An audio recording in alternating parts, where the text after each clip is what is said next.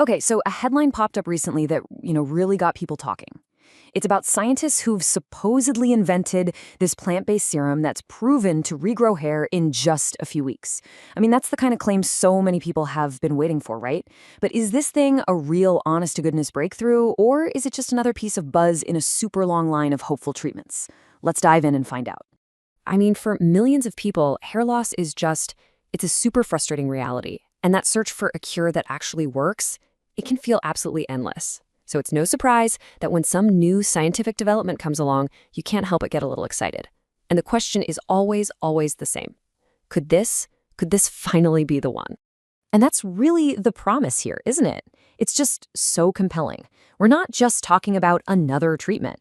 This is supposedly plant-based, and it claims to deliver results in a matter of weeks. That's a huge claim. So that's exactly what we're going to unpack today. We're going to look at the science, the potential risks, and what's really going on behind that big headline. All right, so what's in this supposed magic formula? To really figure out if this serum can live up to all the hype, we've got to look under the hood, right? We need to see what ingredients are actually making it all happen.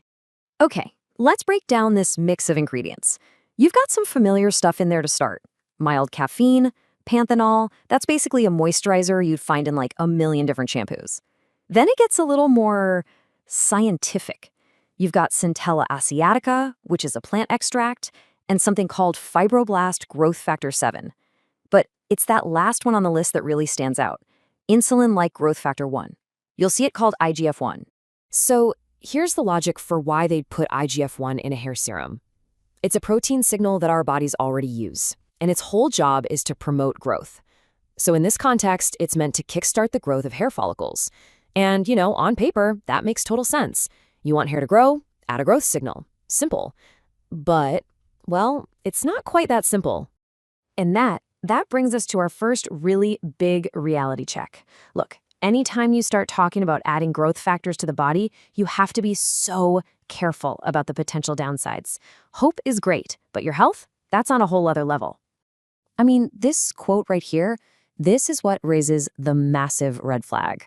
We're talking about potentially serious body-wide health risks that could be linked to having higher levels of the serum's key ingredient.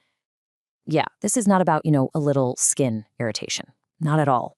Yeah, let's just lay this out side by side, because this is the whole issue right here. On one side, you have the goal, the reason you'd even try this, promoting hair growth. But on the other side, you have a list of potential risks that includes some of the most serious health conditions out there. That is the core dilemma. Is the potential reward really worth that kind of potential risk? Okay, so with such serious health concerns on the table, you'd expect the evidence backing the serum up to be absolutely rock solid, right? Well, that brings us to the next big question. We need to take a really close look at the actual study itself. And right away, we hit a pretty crucial detail. This study is what's called a preprint. So what does that mean? It means the research was put out there for everyone to see before it was checked and validated by other independent scientists. That process is called peer review, and it's basically the gold standard in science. It's how experts check each other's work for mistakes or flaws. Without that stamp of approval, the findings are, well, they're preliminary at best. And then there's the next issue, the size of the study. Only 60 people. That is a very small sample size. I mean, with a group that tiny, it's really hard to say if the results they saw were real or just a fluke. And you certainly can't say if they'd apply to everybody. You just need a much bigger study to get reliable answers. And on top of all that, the study was really short, just 8 weeks. Honestly, that's barely enough time to see if hair is even starting to grow, let alone figure out if it's effective in the long run.